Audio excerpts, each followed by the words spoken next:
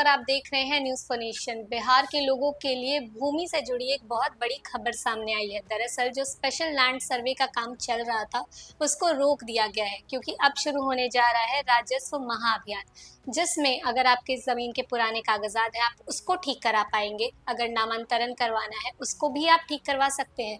लेकिन ये सब कैसे होगा वो हम आपको बताएंगे इस रिपोर्ट में। तो आइए जानते हैं क्या है ये पूरा मामला।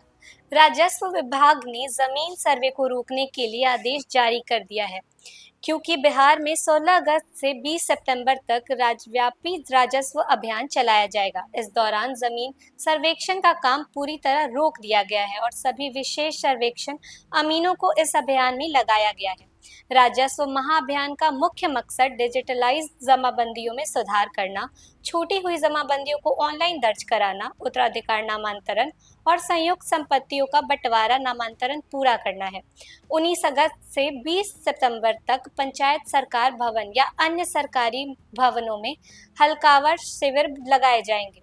प्रत्येक शिविर में 10 विशेष सर्वेक्षण अमीन लैपटॉप और इंटरनेट डोंगल के साथ मौजूद रहेंगे, जो आवेदनों का संक्षिप्त डेटा ऑनलाइन दर्ज करेंगे।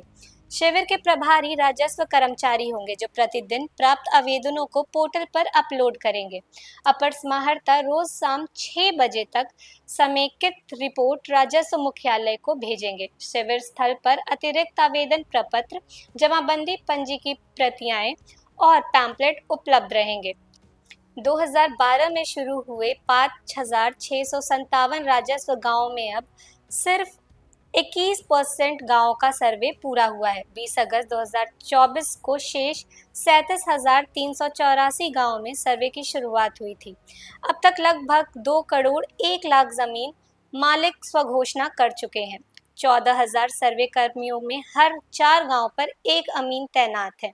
बड़े पैमाने पर जमीन के आपसी बंटवारे नहीं हुए। वर्षों पुराने खतियान कट फट गए या गायब हो गए। दस्तावेज प्राप्त करने में लोगों को सरकारी दफ्तरों के चक्कर लगाने पड़ रहे हैं।